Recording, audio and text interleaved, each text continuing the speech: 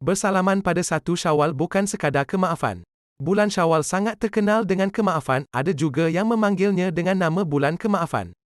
Bersalam, salaman dan memohon maaf sesama ahli keluarga terutamanya dengan ibu bapa antara acara paling penting pada pagi 1 Syawal. Ia diserikan lagi dengan ucapan maaf zahir dan batin dengan ahli keluarga, sahabat mahupun kenalan. Namun, bermaafan pada 1 Syawal bukanlah sekadar memohon maaf melalui perkataan dan ucapan sahaja, tetapi ia perlu datang dari hati yang tulus. Terdapat 3 perkara utama yang perlu kita ambil berat tentang kemaafan di pagi Syawal. Pertama, keikhlasan dari hati menjadi syarat utama dalam kemaafan.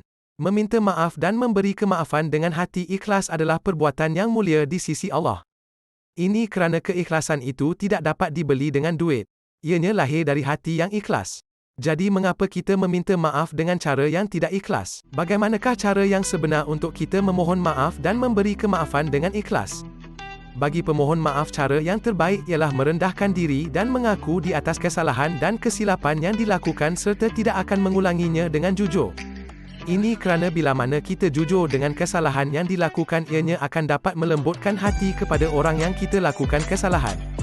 Manakala kepada pemberi maaf pula, kemaafan yang diberi perlulah diberikan dengan ikhlas dari hati tanpa ada rasa dendam dan melupakan kesalahan tersebut serta tidak akan mengungkit lagi dengan apa yang telah terjadi.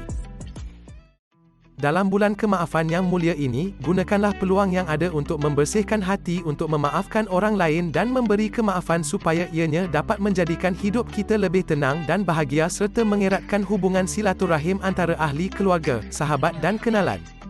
Amatlah rugi jika kita bersikap ego dan tidak mahu meminta maaf atau memberi kemaafan kepada orang lain. Jadi, kita perlu buang perasaan ego dan malu di dalam diri untuk kita meminta maaf atau memberi kemaafan kepada orang lain. Tidak semestinya apabila kita memulakan untuk meminta maaf bermaksud kita yang melakukan kesalahan. Walau bagaimanapun, tidak semestinya juga jika kita memberi kemaafan bermaksud kita bersetuju dengan kesalahan yang dilakukan. Oleh itu, dengan membuang ego di dalam diri kita untuk mengaku kesalahan, menjadikan kita orang yang hebat di sisi Allah dan dalam masa yang sama kita dapat menjernihkan keadaan yang tegang. Selalunya, pada 1 Syawal orang yang lebih muda contohnya adik kepada abang diutamakan untuk meminta maaf. Dalam hal ini, tidak salah jika orang yang lebih tua untuk meminta maaf terlebih dahulu dan bukan atas faktor budaya dan umur yang selalunya diterapkan di Malaysia. Hal ini dapat menjadikan hubungan itu semakin akrab di antara adik-beradik dan keluarga mahupun kenalan.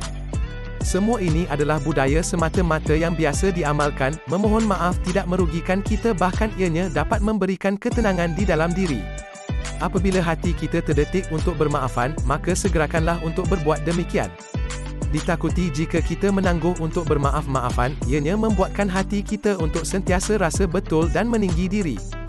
Jika dengan cara kita yang memulakan kemaafan dan memberi maaf kepada orang yang melakukan kesalahan, ianya adalah salah satu sifat Nabi Muhammad yang dapat kita contohi. Kesimpulannya, amalan bermaafan ini bukan hanya disyariatkan pada bulan Syawal sahaja, bahkan bulan lain juga kita boleh mengamalkannya kerana ajal maut seseorang itu kita tidak tahu bila masanya, termasuk diri kita. Pada bulan kebaikan ini, jika ada baiknya kita mengambil peluang untuk membuang yang keruh dan mengambil yang jernih.